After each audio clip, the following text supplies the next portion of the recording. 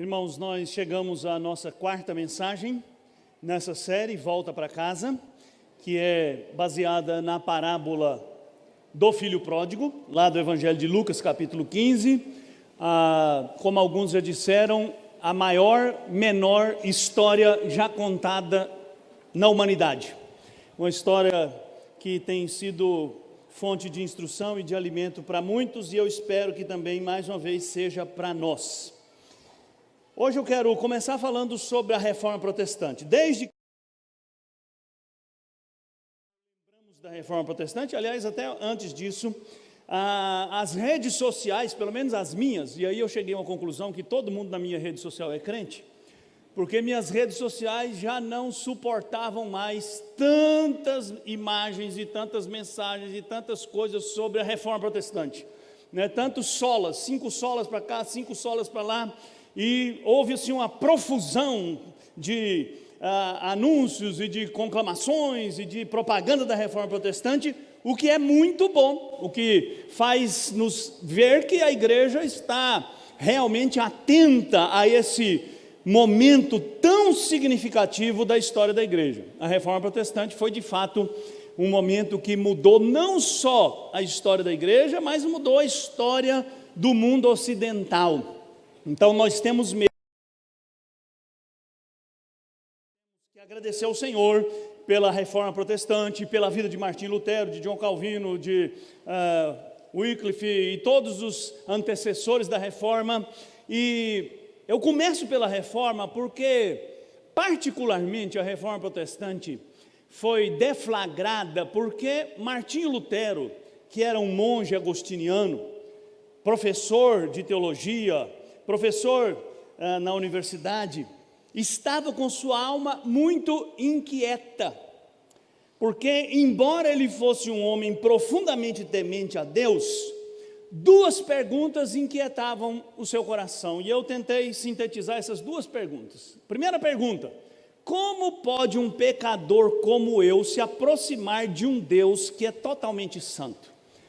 Essa é uma pergunta que atormentava Lutero. Como que eu, um homem cheio de defeitos, cheio de falhas, um homem todo torto, todo pecador, posso me aproximar de um Deus que é totalmente santo? Essas questões inquietavam Lutero, deixavam-no desesperado até.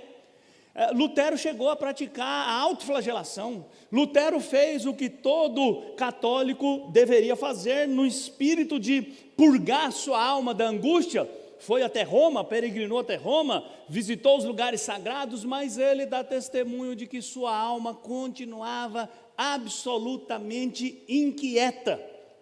Segunda pergunta: como posso ser salvo, faltou um R aqui, se todos os meus esforços se revelaram inúteis e apenas me deixaram mais perdido ainda? Lutero dá testemunho que ele fez tudo o que ele foi ensinado a fazer. Ele fez penitência, ele se autoflagelou, ele fez jejuns, ele fez vigílias, ele fez peregrinações, ele buscou a Deus com todas as suas forças, mas ele continuava com seu coração vazio, ele continuava se sentindo perdido, ele continuava se sentindo longe de Deus, e ele continuava inquieto: como posso ser salvo? Se tudo que eu faço e que me dizem que eu devo fazer para chegar à salvação não traz essa paz para o meu coração. Lutero começou a ensinar a carta aos Romanos.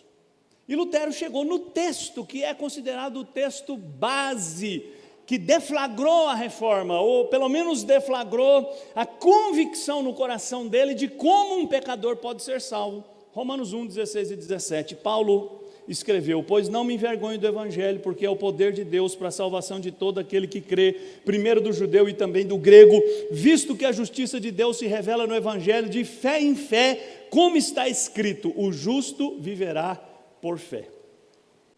Lutero começou a estudar a carta aos Romanos, e quanto mais ele estudava a carta aos Romanos, mais inquieto ele ficava, porque ele não tinha conseguido entender o que Paulo queria dizer com justiça de Deus. O que é justiça de Deus? Como a justiça de Deus se revela no Evangelho? Como Deus, sendo justo, pode receber pessoas injustas? E eu queria ler um trecho de um comentário que ele faz desse texto, e ele diz assim: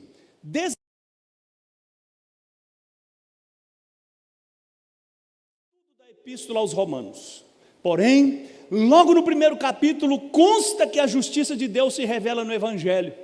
Eu detestava as palavras, a justiça de Deus, porque conforme fui ensinado, eu a considerava, a justiça, como um atributo do Deus Santo que o leva a castigar os pecadores. Então, quando Lutero lia sobre a justiça de Deus, ele se sentia mais esmagado ainda, porque ele tinha aprendido que a justiça de Deus é aquele atributo dele que o obriga a punir o pecador, e ele se sentia então perdido. Se Deus é justo e vai me punir, como eu vou escapar?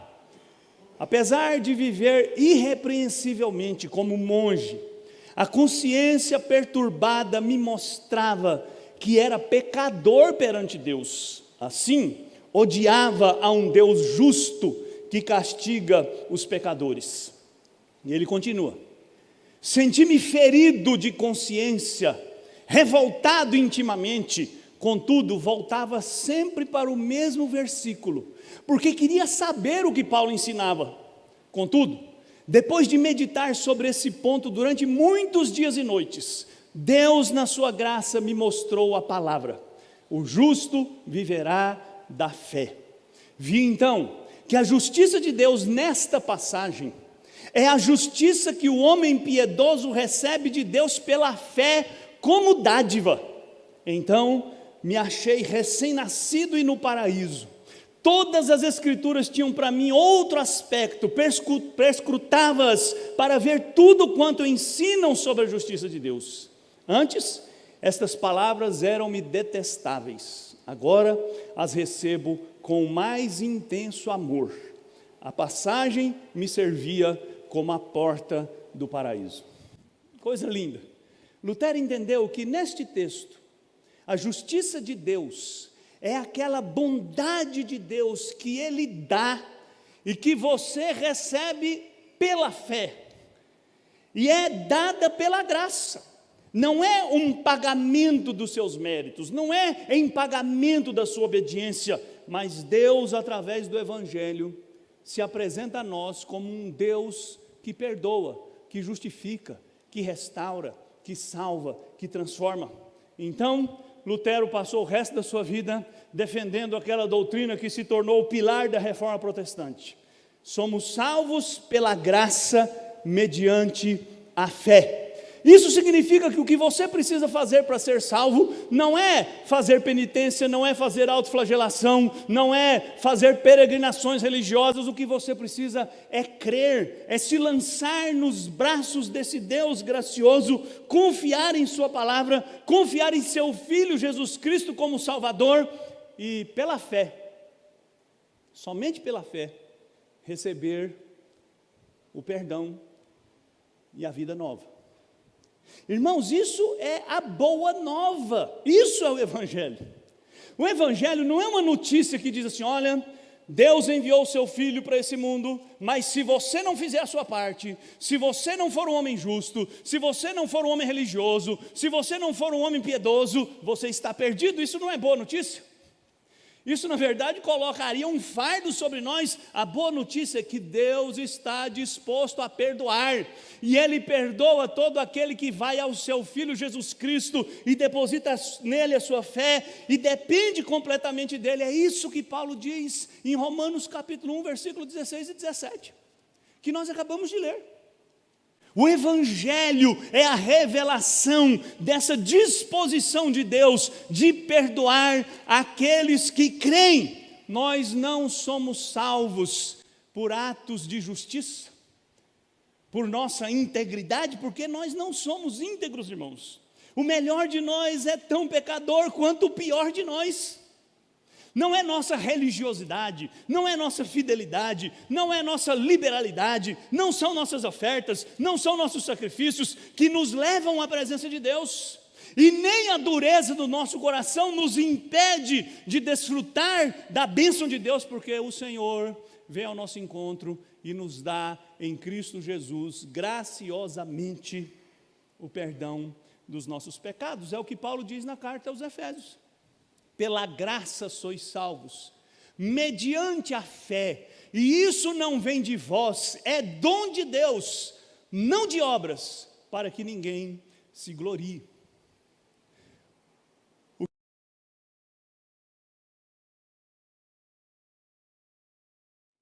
Não é só a fé é o meio pelo qual você se apropria da salvação, mas toda a salvação vem de Deus, e você se apropria pela fé, e não por suas obras.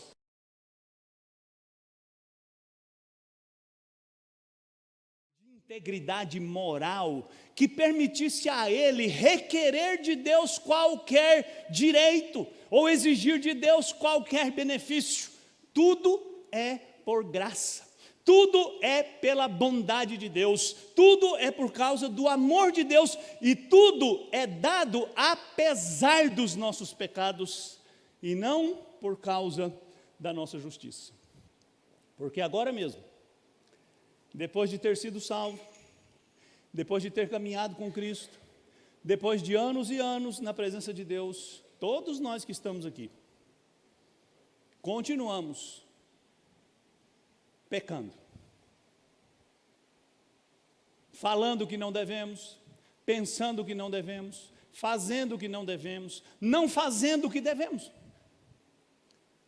Se Deus fizer conosco como Ele fez com o rei Belsazar nos dias de Daniel, e o que Ele fez? Ele pegou os feitos de Belsazar e pôs na balança, e Deus disse através de Daniel: pesado foste na balança e achado em falta, hoje você vai perder a sua vida. Se Deus fizesse assim conosco, todos nós estaríamos perdidos. Nós não somos salvos por causa da nossa justiça. Nós somos salvos apesar dos nossos pecados, é o que Paulo também diz no capítulo 5 de Romanos. A lei foi introduzida para que a transgressão fosse ressaltada. A lei a que Paulo se refere é os 10 mandamentos. Quando você lê os 10 mandamentos, a sua condição de pecador fica inexcusável, porque você gosta dos primeiros mandamentos, que são, entre aspas, fáceis de cumprir. Não terás outros deuses diante de mim. Você diz: eu não tenho nenhum Deus antes de Deus. Eu não adoro imagem de escultura. Eu guardo o dia do Senhor, mais ou menos. Eu não tomo o nome de Deus em vão, mas aí a coisa vai complicando. Mas o que complica tudo é, por exemplo, quando lemos nos 10 mandamentos: não dirás falso testemunho. Num português bem coloquial é: não minta. Quem aqui nunca mentiu? Se levantar a mão, acabou de mentir.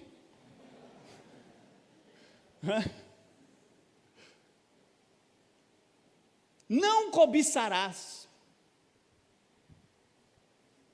Paulo está dizendo assim: a lei foi dada para que a transgressão fosse ressaltada, para que todo ser humano, lendo a lei, não tivesse nunca a coragem de dizer: eu obedeço, porque nenhum ser humano obedece. Mas onde aumentou o pecado, transbordou a graça, a fim de que, assim como o pecado reinou na morte, também a graça reine pela justiça, para conceder vida eterna mediante Jesus Cristo nosso Senhor. Então, onde o pecado é abundante, a graça é superabundante. Onde os pecadores falham, a graça de Deus alcança. Onde os pecadores se afastam de Deus, a graça de Deus os busca, os resgata, os traz de volta. Por isso, o tema da nossa mensagem é volta para casa. Porque a parábola do filho pródigo é uma parábola sobre como um pecador pode voltar para casa. Então, vamos lá ao nosso texto. Continuou Jesus: certo homem tinha 2 filhos. O mais moço deles disse ao pai: pai, dá-me a parte dos bens que me cabe. E ele lhes repartiu os haveres. Passados não muitos dias, o filho mais moço, ajuntando tudo que era seu, partiu para uma terra distante, e lá dissipou todos os seus bens, vivendo dissolutamente. Depois de ter consumido tudo, sobreveio àquele país uma grande fome, e ele começou a passar necessidade.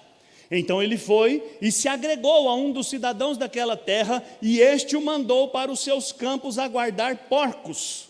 Ali desejava ele fartar-se das alfarrobas que os porcos comiam, mas ninguém lhe dava nada.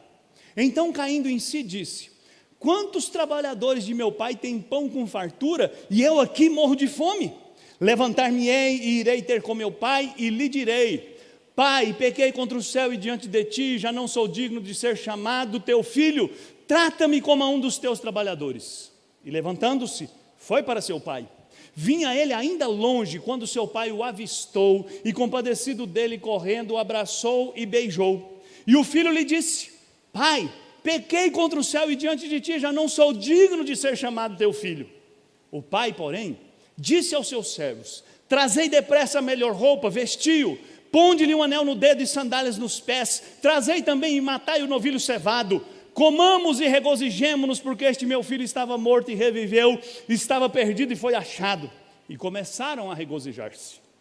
Ora, o filho mais velho estivera no campo, e quando voltava, ao aproximar-se da casa, ouviu a música e as danças. Chamou um dos criados e perguntou-lhe que era aquilo, e ele informou: Veio teu irmão, e teu pai mandou matar o novilho cevado, porque o recuperou com saúde. Ele se indignou e não queria entrar. Saindo, porém, o pai procurava conciliá-lo, mas ele respondeu a seu pai: Há tantos anos te sirvo sem jamais transgredir uma ordem tua, e nunca me deste um cabrito sequer para alegrar-me com os meus amigos. Vindo, porém, esse teu filho que desperdiçou os teus bens com meretrizes, tu mandaste matar para ele o novilho cevado. Então lhe respondeu o pai: Meu filho, tu sempre estás comigo, tudo que é meu é teu.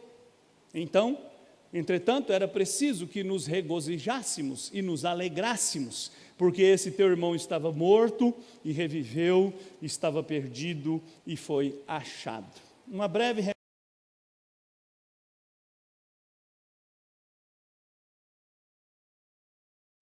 o estavam criticando porque ele recebia e comia com pecadores.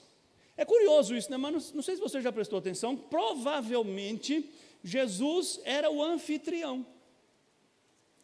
Receber alguém cuja fama precedia por causa da malignidade era uma coisa inaceitável. Não se esqueça nunca que Jesus contou essa história para responder a essa queixa. Não se esqueça que Jesus contou 3 parábolas que são, vamos dizer assim, parábolas gêmeas: a parábola da ovelha perdida, a parábola da dracma perdida e a parábola, como eu chamei algumas semanas atrás, dos filhos perdidos. Jesus Cristo contou essas parábolas para mostrar que há pessoas que se perdem dentro de casa, como eu disse semana passada.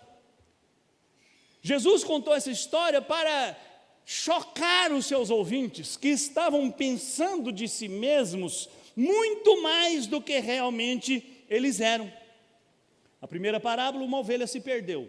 O texto não diz porque ela se perdeu, mas eu levantei aqui a hipótese que ela tenha se perdido porque ela se viu atraída, né? Uma moitinha de capim ali, uma água fresca ali, e ela foi se afastando, até o ponto de não conseguir mais voltar, ou por lhe faltar forças, ou por lhe faltar direção. A moeda se perdeu, um objeto inerte. Foi preciso que a mulher arrastasse tudo na casa e varresse até encontrar a sua moeda. Essas 2 parábolas falam do valor daquilo que havia sido perdido, e por isso ambas terminam com uma nota de regozijo. A mulher chamou as suas amigas, o pastor chamou os seus amigos para celebrar pela ovelha e pela moeda que estavam perdidos e foram achados. Os 2 filhos se perderam, como eu tentei demonstrar, e espero que você tenha entendido. O primeiro, porque estava dominado pelos seus instintos animais, dominado pelo seu desejo passional de experimentar as coisas dessa vida, como muita gente se perde hoje. O segundo, estava dominado pela inércia. Ele pensava assim: se eu não fizer nada já está muito bom. E se eu ficar dentro de casa e for um filho obediente, meu pai será obrigado a me dar tudo que é meu direito.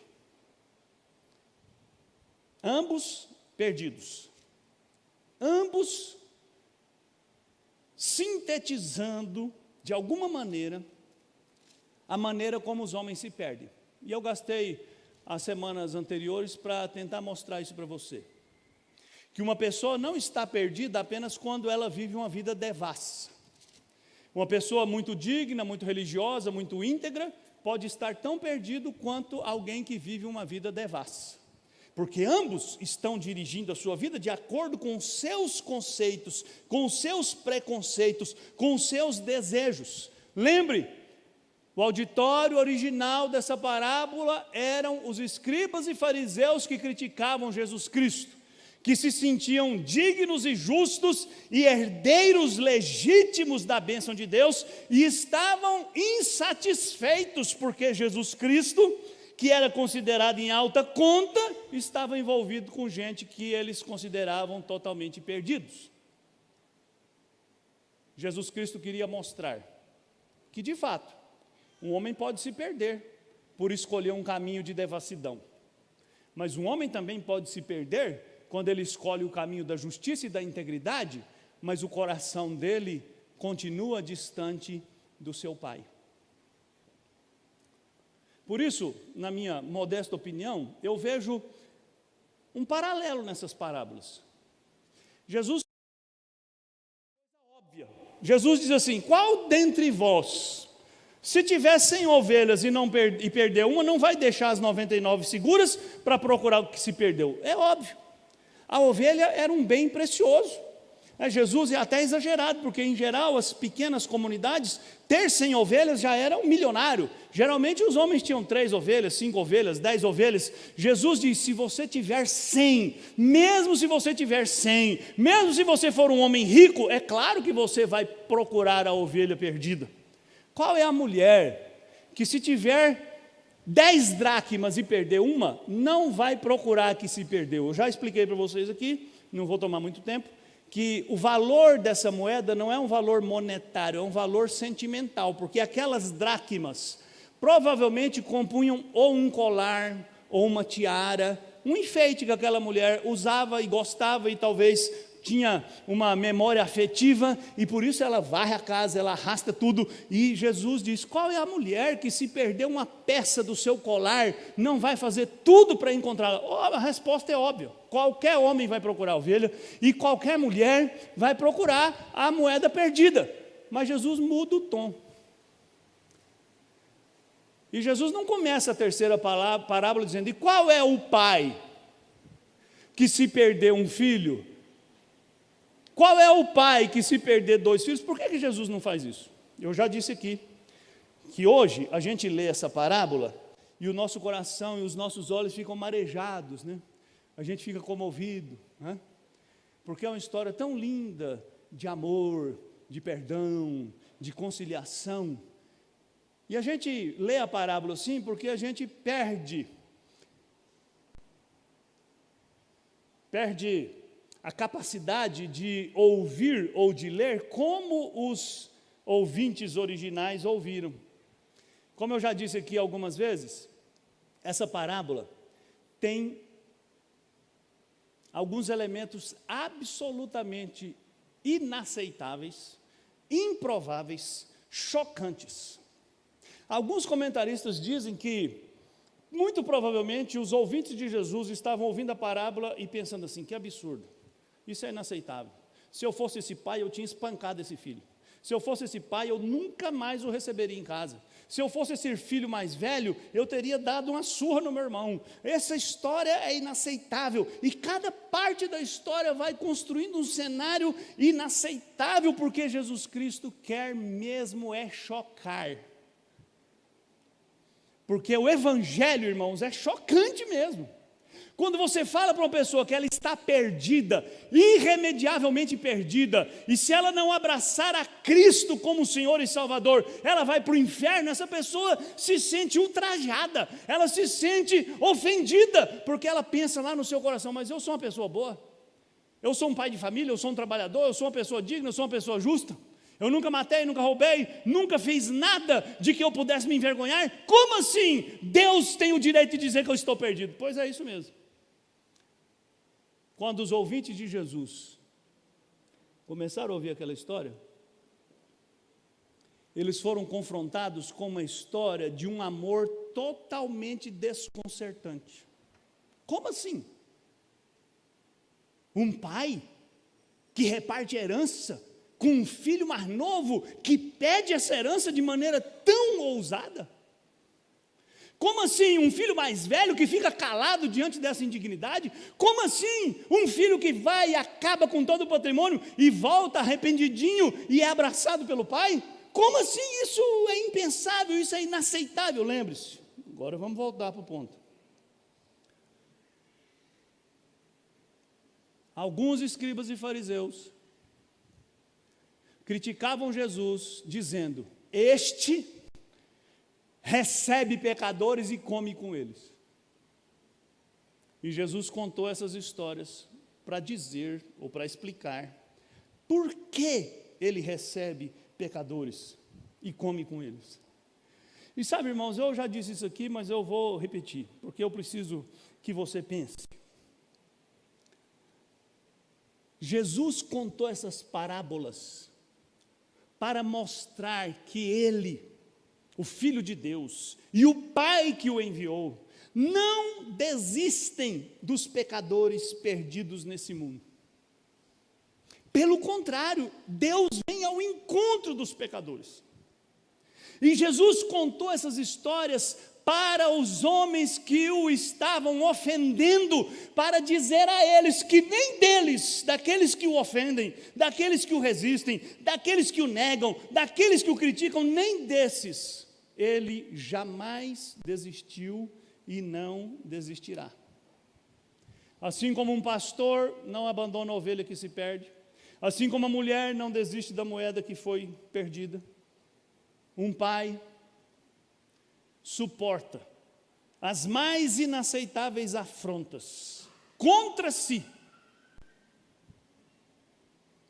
porque da mesma forma Deus enviou Jesus Cristo para buscar e salvar o perdido. Qualquer perdido, aquele que está perdido lá na lama, no chiqueiro, cuja vida não vale nada aos olhos daqueles que estão bem vestidos, que estão nos escritórios, nos consultórios, nos shopping centers. Ele veio buscar aquele, como ele também veio buscar o outro, que se sente seguro na sua justiça. Eu recebo pecadores e como com eles, porque Deus, o meu Pai, como um pastor que não desiste da ovelha, como uma mulher que não desiste da sua moeda, e como um pai que não desiste dos seus filhos, ainda que eles sejam rebeldes, ainda que eles sejam duros, Deus não desiste de vocês. Essa história, irmãos, é totalmente desconcertante. Porque o evangelho é desconcertante. Que pai perdoaria a atitude daquele filho rebelde? Que pai iria para fora de casa tentar conciliar um filho que o desonrava diante da comunidade? Que pai manteria a paciência em situações tão incomuns e inaceitáveis? Que pai é esse que se esforça tanto por esses dois filhos que nada valiam, que não amavam, que não respeitavam, que não queriam perto de si, que queriam apenas o seu dinheiro, que queriam apenas o seu patrimônio, que não estavam dispostos a amá-lo, muito pelo contrário, estavam dispostos a cometer as maiores ofensas para viver exatamente como queriam viver. Essas parábolas, ou essa parábola, conta a história de todos nós, irmãos. Nós somos um destes filhos. E o pior de tudo, sabe o que é? É que nós alternamos. Tem dia que nós somos aquele filho rebelde que quer viver de acordo com o seu nariz. No outro dia nós somos aquele filho orgulhoso que acha que adquiriu direitos por causa da sua dignidade. Um dia nós temos a humildade de chegar diante do Pai e dizer: Pai, me perdoa. No outro dia nós temos a empáfia de chegar diante de Deus e perguntar: por que eu? Por que comigo? Por que o Senhor não me abençoa? Por que o Senhor não me dá? Nós pendulamos entre a promiscuidade e a falsa integridade. Nenhum de nós é o tempo inteiro o pródigo na lama, e nem o obediente na casa. Mas o que é pior, que Jesus deixa claro, que ambos estão totalmente perdidos, a não ser que alguém intervenha. O pastor vai buscar a ovelha perdida, a mulher vai buscar a moeda perdida, e o pai vai buscar os filhos perdidos. Por isso o tema da minha mensagem de hoje, ou o título é O Pródigo Amor do Pai. Tem duas pessoas muito pródigas aqui nessa parábola. A palavra pródigo é uma palavra que a gente não usa comumente, né? Pródigo significa esbanjador, perdulário, aquele que gasta mais do que tem. O filho pródigo, que tomou sua herança e dissipou. E o pai pródigo, que tem um amor incontido, que tem um amor incomum, que tem um amor absolutamente inesperado. Então, hoje, e se Deus permitir, semana que vem, nós vamos investir o nosso tempo em conhecer o amor desse pai. E por que eu preciso fazer isso, irmão? Para que você e eu entendamos como o nosso Deus é bom, e como é bom servi-lo, e como Ele quer o nosso bem, e como nós precisamos clamar a Ele para que deixemos de ser estes filhos rebeldes, presunçosos, perdulários, que dissipam a sua vida, ou ao mesmo tempo aquele filho que se sente justo demais, reto demais, íntegro demais, a ponto de ousar exigir do pai qualquer coisa. Na primeira mensagem, a de hoje, eu quero focalizar o amor do pai em relação ao filho mais novo. Domingo que vem, eu vou focalizar o amor do pai em relação ao filho mais velho. Mas é claro que vai ser difícil eu fazer essa separação tão clara, né? Então, às vezes a coisa vai atravessar. E eu começo chamando aqui o testemunho do nosso grande pregador Spurgeon, o príncipe dos pregadores, que diz o seguinte: quando Deus ama aqueles que o amam, isso parece estar de acordo com a lei da natureza. Mas quando Ele ama aqueles que não o amam, isso deve estar acima mesmo de todas as leis.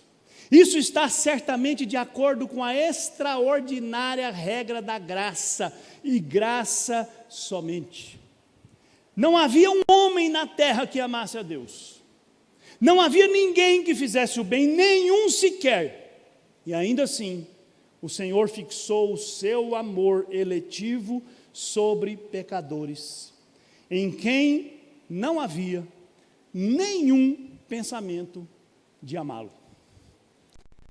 Esses aqui somos nós, irmãos.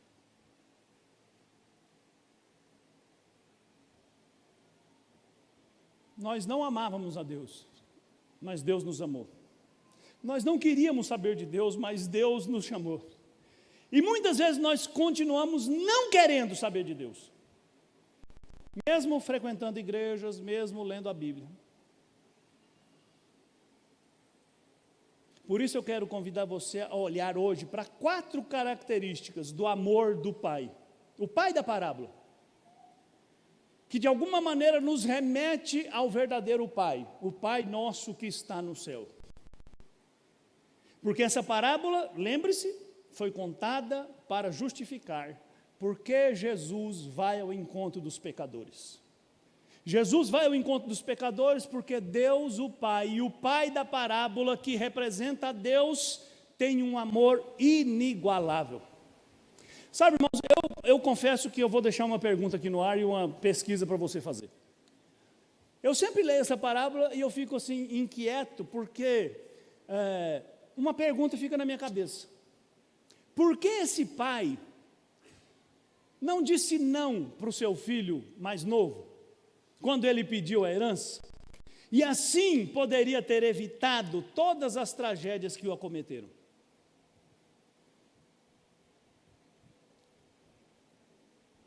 É claro, irmãos, espera aí.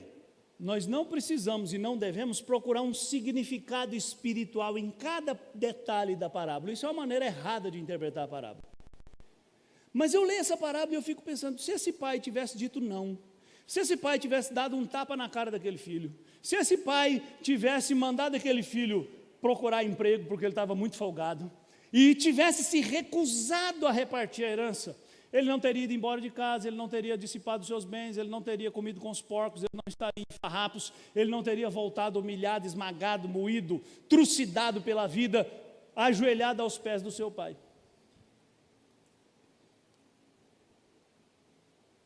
E aí eu fico inquieto, e eu vou para a Escritura. E eu vou para a Escritura, e na Escritura eu encontro um Deus que cerca a nossa vida de tantas coisas boas. Eu encontro um Deus que proveu o melhor para nós, os seus filhos, que criou um mundo maravilhoso, esse mundo do qual a própria Escritura diz lá no Salmo, os céus proclamam a glória de Deus, o firmamento anuncia a obra das suas mãos, um dia discursa, outro dia, uma noite revela conhecimento, a outra noite não há linguagem nem há palavras, mas em toda a terra se faz ouvir a sua voz. O sol, como um noivo que sai dos seus aposentos e percorre o seu caminho, manifesta a majestade de Deus. E se isso não bastasse, Deus nos deu a sua palavra, que é fonte de vida, que abre os olhos aos cegos, que anima. Deus nos cercou de todos os cuidados. Então, eu vou deixar essa pergunta no ar, mas eu vou respondê-la para mim mesmo, e eu espero que você também procure em você mesmo a resposta para ela. Nós, muitas vezes, somos estes filhos, a quem o Senhor coroa com toda a sorte de bênçãos, a quem o Senhor cerca com tudo que há de bom, a quem o Senhor dá tudo que é o necessário, e às vezes mais do que o necessário, e mesmo assim, nós temos a ousadia de querer mais, de pedir mais, de exigir mais, de reclamar mais. Esse pai dessa história é como a maioria dos pais que estão aqui, que tiram o fígado, se for preciso, para dar para o seu filho, que preferem enfrentar a morte do que ver um filho morrer por alguma vicissitude da vida, que fazem o impensável, assim como Deus faz conosco. Sabe, irmãos, quando eu leio a Bíblia, eu vejo Deus sempre imbuído em buscar o pecador. Começa lá no Gênesis, lá no Jardim do Éden, Adão humilhado, moído por causa do seu pecado, envergonhado, tendo tentado fazer uma roupa improvisada para cobrir sua vergonha. É Deus que vai ao encontro dele. É Deus quem faz uma roupa digna para ele. É Deus quem promete preservar a vida dele. É Deus quem garante que ele ainda vai ter uma herança. É Deus quem promete enviar um descendente da mulher para esmagar a cabeça da serpente. Foi Deus quem os expulsou do jardim para o seu bem, como Deus mesmo disse, para que eles não tomem da árvore da vida e vivam nessa miséria infinitamente. A expulsão do paraíso, irmãos, foi um ato de misericórdia. Então eu vejo que esse pai teve um ato de misericórdia por seu filho, quando deu a ele a oportunidade de aprender que não existia no mundo um lugar mais seguro do que o lugar que ele repudiou. Não existia um pai que o amasse mais e que pudesse dar mais a ele do que o pai que ele rejeitou. E que ir ao mundo e experimentar tudo que há no mundo só traria vergonha, humilhação e destruição para a vida dele. Sabe, irmãos, Deus fala tanto ao nosso coração do seu amor, mas nós somos filhos duros, rebeldes, incrédulos. E Deus faz muitas vezes como nós pais fazemos. Eu nunca fiz isso porque meus filhos não fazem isso comigo, mas alguns pais aqui fazem. O filho quer fazer uma coisa e fala, não faz isso. Eu já fiz esse negócio aí, esse negócio não dá certo não. E eles dizem assim, você está velho, sabe nada, inocente, deixa comigo. E você insiste, insiste, insiste. Chega uma hora que você diz assim: vai. Vai. Experimenta. E lá em casa, nós éramos 8 irmãos, né? E a gente sempre pensava em casa assim, tudo que a gente fazia que era contra a vontade da mãe, no fim dava errado. E dava mesmo, né? Não sei se você teve essa experiência na sua vida, mas eu tive. Eu me lembro um dia, eu vou contar isso aqui e depois apaga a gravação, tá? E se você contar para alguém, o Senhor vai pesar a mão sobre você. Minha mãe foi na casa da vizinha. Eu era o caçula, né? Ainda sou, felizmente. E minha mãe disse: eu vou lá na casa da vizinha fazer não sei o quê, e não vai atrás de mim. E eu falei: tá bom. Quando eu vi ela virando a esquina, fui eu atrás dela. Naquela época, em 1900 e Tiranossauro Rex, os terrenos eram cercados com arame farpado. Alguém aqui já viu um arame farpado? Olha a mentira, hein? E eu, para minha mãe não me vir seguindo ela, tinha um lote baldio onde tinha uma plantação de mandioca. E eu pensei assim, eu vou passar por dentro desse lote, debaixo do arame, e vou chegar lá na frente. E entrei debaixo do arame. Quando eu entrei debaixo do arame, minha orelha prendeu no arame. Está aqui até hoje a cicatriz. E eu, desesperado, com medo da minha mãe ver, puxei e rasgou a minha orelha. Resultado, cheguei na casa da vizinha, segurando a orelha. E o sangue. E minha mãe: o que é isso? Você veio atrás de mim, seu infeliz? Vim. Minha mãe falou: passa para casa. E a orelha? Vai sangrar.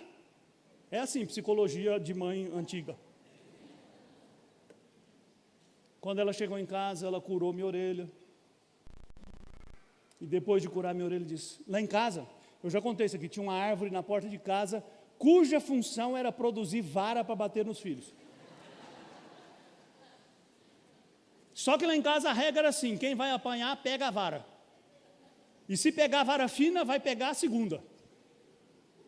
E minha mãe disse: agora sua orelha está boa, vai lá pegar uma vara. E eu: mas mãe, minha orelha. Pois é. Eu não vou fazer isso, mas não, mas você vai apanhar pelo que você já fez, não é pelo que você não vai fazer. A surra não é preventiva, a surra é corretiva. A gente não bate porque vai errar, a gente bate porque errou. Às vezes nós somos assim, irmãos, com Deus. Nosso Pai criou um mundo maravilhoso, colocou-nos sob os seus cuidados, colocou esse mundo sob os nossos cuidados, para andarmos juntos com Ele. Mas o que a gente faz? A gente diz não. A gente diz: eu quero do meu jeito.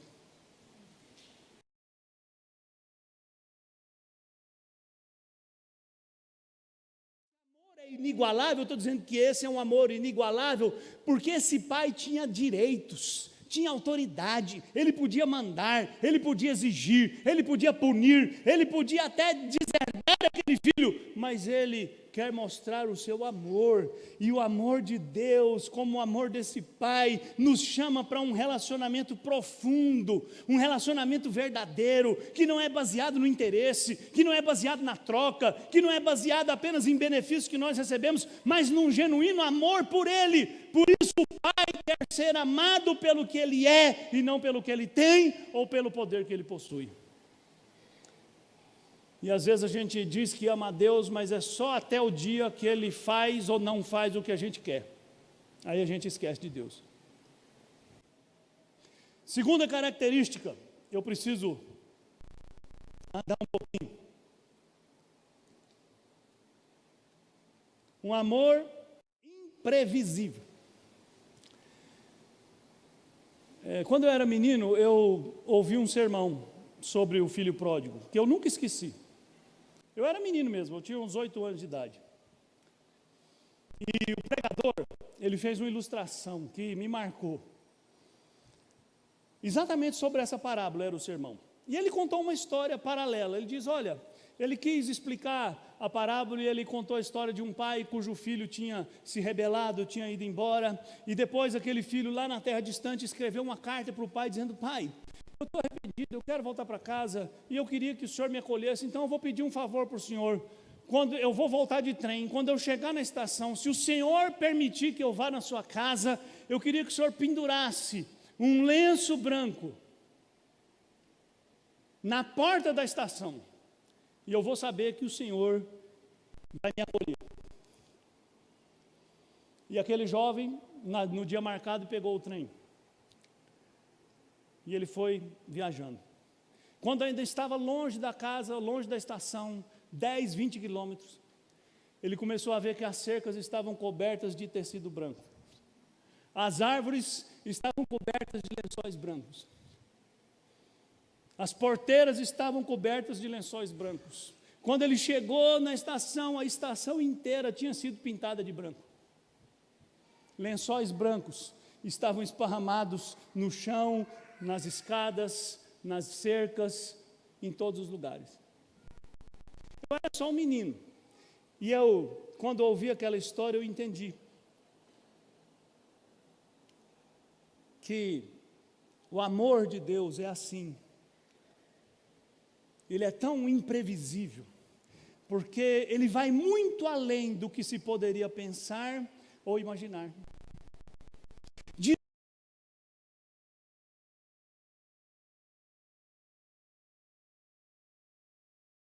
Essa é uma nota dramática que Jesus acrescentou à parábola, para mostrar que aquele pai, no seu coração, nutria o desejo de ver aquele filho de volta. E aí dá licença de eu imaginar que aquele pai grisalho, cansado, colocava-se ali na porta da sua fazenda, olhando para a estrada, aquele olhar distante, esperando que o seu filho rebelde voltasse.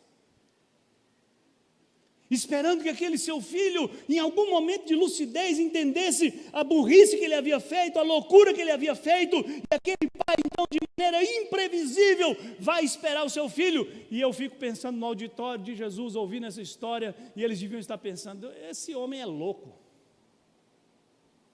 Esse filho devia ser odiado, esse filho devia ser desterrado, esse filho devia ser expulso.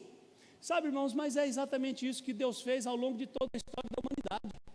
Deus enviou seus profetas, Deus estabeleceu os seus reis, Deus não deixou de dar o testemunho da sua palavra, Deus chamou o povo ao arrependimento tantas vezes, de tantas maneiras, porque Deus nutre no seu coração o amor que o faz agir de maneira inesperada. Ele não economiza a sua bênção, Ele não retém a sua graça, Ele não tem a sua mão encolhida, como Ele disse através do profeta Isaías no capítulo 59. Por acaso Deus tem a mão encolhida? Por acaso Deus é surdo para não te ouvir? Mas o seu pecado faz separação entre você e Deus.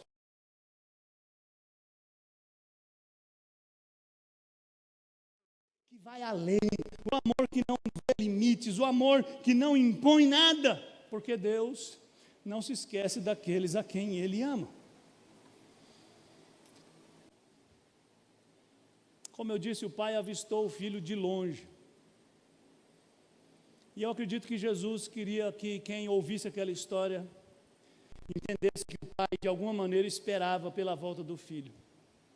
E Jesus está dizendo: eu recebo pecadores e como com eles, porque eu não desisto deles. Porque para mim, por mais perdido que o homem esteja, o meu amor é capaz de alcançá-lo. O meu amor é capaz de resgatá-lo. O meu amor é capaz de resgatar até você, que acha que não precisa ser resgatado. Até você, que confia em si mesmo e acha que tem direitos diante de Deus. Acha e se ofende porque eu recebo pecadores, reconhecidamente pecadores, enquanto você se sente autoconfiante. Ele não abandona nem os filhos que o ofendem com sua autoconfiança e cobrança de seus pressupostos direitos obtidos pela fidelidade e obediência.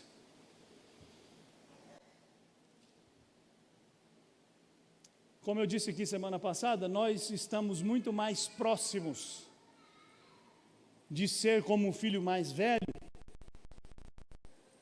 porque nós somos pessoas dignas, somos religiosos,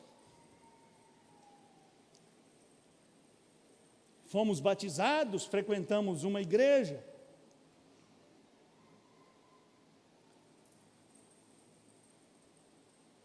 Mas Jesus Cristo, ao contar essa parábola, está dizendo para aqueles homens: vocês estão perdidos também. Porque vocês estão confiando em si mesmos. E o primeiro passo para você entender a graça de Deus é você desistir de si mesmo. Por isso Jesus disse aquela frase tão emblemática, né? Se alguém quer vir após mim, a si mesmo se negue, tome a sua cruz e me siga. Pois quem quiser salvar a sua vida, perdê-la-á, mas quem perder a sua vida por minha causa, esse a salvará. Jesus está dizendo: desista de tentar alcançar a salvação por seus méritos. O caminho para a salvação passa pela morte, passa pela entrega, passa pela rendição. Enquanto você se colocar diante de Deus, achando-se cheio de direitos, achando-se digno, você vai perder a sua vida. Mas no dia em que você morrer, no dia em que você desistir, no dia em que você reconhecer a sua absoluta incapacidade, aí sim, as portas do céu se abrem. Lutero queria provar o seu valor, mas ele só chegou a entender a salvação quando ele descobriu que não tinha valor algum, que tudo era por causa da graça, do amor, da bondade de Deus. Esse é um amor inusitado. Inusitado é fora do comum. Diz o texto que, compadecido dele, o pai, correndo, o abraçou e beijou. Sabe, Jesus continua chocando com essa história. Sabe por quê? Naquela cultura, era impensável um ancião correndo pela rua. Isso era uma prova de indignidade. Se fosse assim, nos anos 50, sabe aquelas pessoas na cidade de terno, bem postados, de chapéu, andando pela rua de cabeça erguida, pessoas assim não corriam. E eu estou saudoso hoje, né? Porque eu estava lendo esse texto e eu lembrei do meu pai. Sabe, eu nunca vi meu pai correr. E eu fiquei lendo esse texto pensando: por que será que meu pai não corria? Meu pai tinha uma compleição física, né? Assim, não era gordo, era um sujeito que tinha... Mas eu nunca vi meu pai correr para atravessar a rua, meu pai correr de chuva. Eu me lembro sim dele debaixo de chuva ali, e a gente corria desesperado, e meu pai chegava encharcado, mas chegava com dignidade. Imagina a cena, né? Aquele senhor já idoso tem que levantar a saia para correr.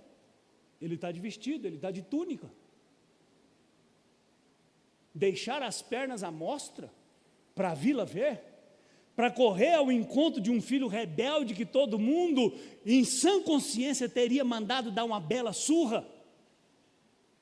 Abraçar um sujeito maltrapilho, fedido a porcos, cuja notícia já tinha chegado na vila, está chegando, infeliz, que acabou com os bens da família, que humilhou o pai. Sabe aquele lá, que pediu a herança do pai vivo, que disse na cara dele que queria que ele morresse, porque queria mesmo era o seu dinheiro e não queria saber dele. Ele foi para o mundo, vendeu tudo, gastou tudo, consumiu tudo e voltou humilhado. As pessoas ouvindo Jesus diziam, ou pensavam: Jesus está louco, isso não acontece.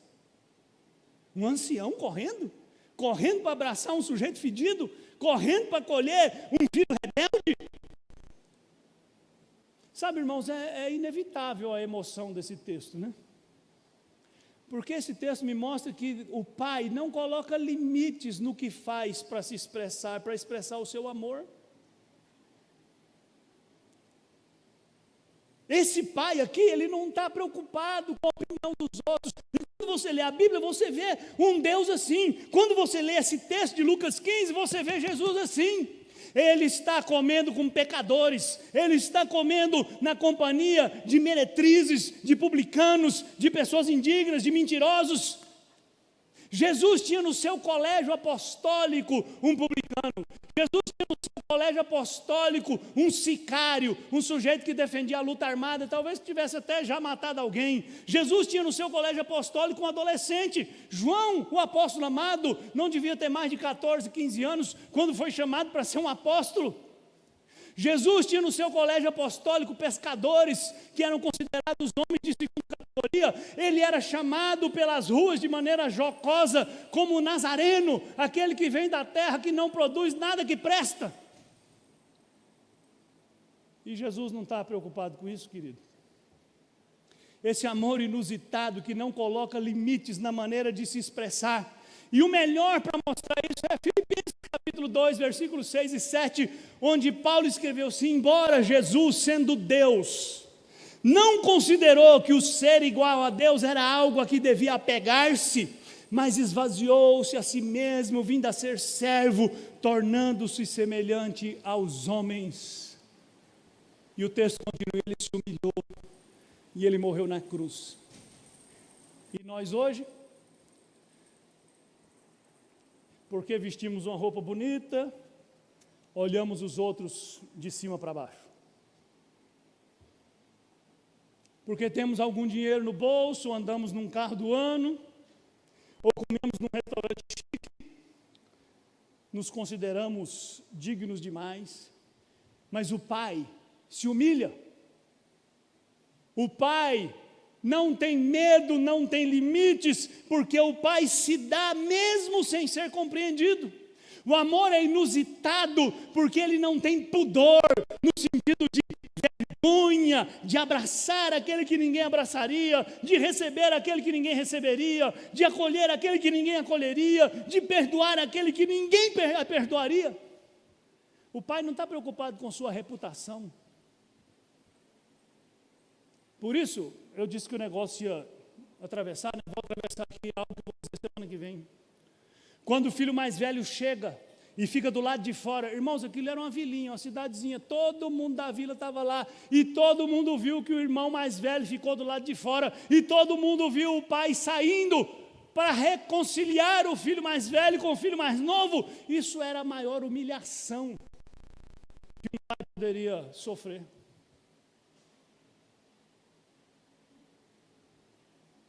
O filho mais velho, que deveria ter saudado o pai, deveria ter se inclinado para o pai,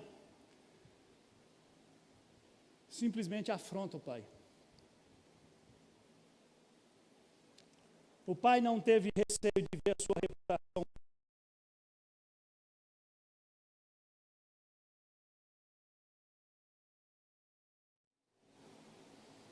Por fim, o amor do pai é um amor imaculado. A história ganha cores, hoje para nós, lindas, naquela época, impensáveis. O filho mais novo confessar o seu pecado.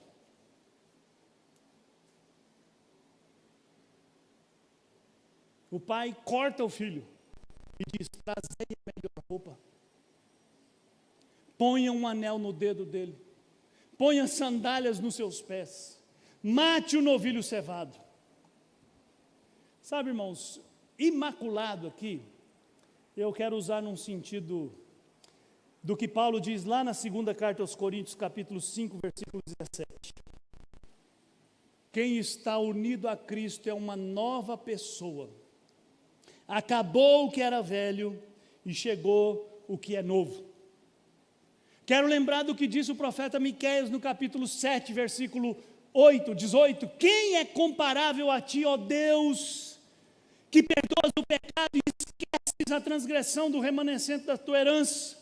Tu não permaneces irado para sempre, mas tem prazer em mostrar amor. De novo terás compaixão de nós, pisarás nossas maldades e as atirarás. Atirarás todos os nossos pecados nas profundezas do mar. Sabe, irmãos, nós dificilmente perdoamos alguém assim. Nosso perdão é sempre cheio de manchas, de mágoas, de máculas, de nódoas. Você pode até perdoar alguém, mas você vai sempre olhar para aquela pessoa como a pessoa que te ofendeu. Não devia ser assim, isso é errado, isso é pecado. Mas Deus, quando perdoa, limpa toda a sujeira que a vida deixou em nós. Sabe, eu fico pensando assim, qual era a melhor roupa que o filho podia vestir? Era a roupa do pai, do próprio pai. Não é assim que Apocalipse descreve os salvos na presença de Deus, o Todo-Poderoso? Aqueles que tiveram suas vestes alvejadas no sangue do Cordeiro, é Ele que nos veste, é Ele que nos cobre. O anel no dedo, as sandálias nos pés, o novilho cevado, a alegria da festa, tudo isso para mostrar que não havia sujeira. Nossas escolhas erradas, nossas paixões desenfreadas, nosso amor por aquilo que nos desonra e nos afasta do Pai é limpo, é purificado, é arrancado de nós. O Pai não deixa manchas, não deixa marcas. O Pai permite ao Filho começar de novo. Na igreja cristã, não existe eis isso ou eis aquilo. Sabe, às vezes quando a gente ouve alguns testemunhos, a gente gosta de lembrar disso. Não, eu era isso, eu era aquilo outro. Irmão, se você está em Cristo, você é nova criatura, você não é ex mais nada, agora você é filho de Deus.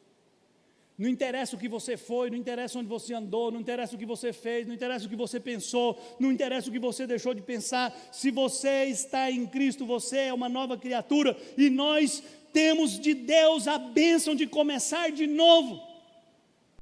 Quantas vezes você pode dizer que a sua conta foi zerada para você começar de novo?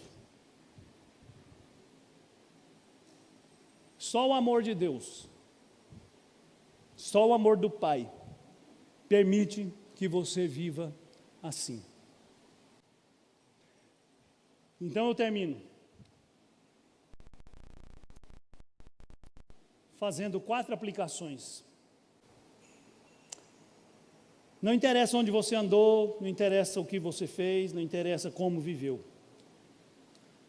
Você só tem um caminho para a restauração, que é render-se ao amor do Pai. Essa é a única forma de desfrutar esse amor. Enquanto você chegar diante de Deus e dizer assim, Senhor, eu primeiro preciso consertar minha vida, Senhor, eu primeiro preciso acertar algumas coisas aqui, Senhor, eu tenho direitos, eu já fui uma boa pessoa, eu já fiz o que o Senhor mandou. Esqueça. O que nós precisamos é nos render. O que nós precisamos é descansar no amor, porque descansar no amor é que produz a alegria verdadeira. O filho mais novo achou que a alegria verdadeira é ir para uma terra distante, esbanjar o dinheiro do pai. O filho mais velho achou que a alegria verdadeira era ter um cabrito para fazer festa com seus amigos, mas o pai diz, a alegria verdadeira é estar comigo, é estar ao meu lado, é compartilhar comigo do meu amor. O que você tem que fazer é agradecer ao amor, e essa é a forma de crescer espiritualmente, com gratidão. Agradecer a Deus pelo perdão, pela restauração, pela graça de começar de novo. E viver no amor é aprender a repartir o amor. Lembra? A personagem principal dessa história, no que diz respeito à correção que Jesus queria aplicar, é o filho mais velho. Ele precisava ser corrigido de verdade. Mas a personagem que permite que tanto o mais velho quanto o mais novo tenham esperança é o Pai. Da mesma forma nós só podemos ter esperança nesse mundo por causa do amor do Pai. Então, eu quero convidar você a descansar no amor desse Pai. Vamos orar. Senhor, eu te louvo de todo o coração pelo amor que o Senhor tem por nós. E te peço em nome de Jesus, nos dê a graça de entender esse amor.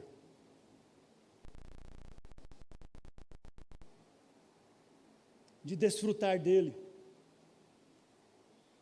de nos entregarmos a ele, de viver por ele, de agradecer por ele, para vivermos essa vida maravilhosa que o Senhor tem para dar. Fala ao coração de cada um de nós, eu te peço, ó Deus, em nome de Jesus. Amém.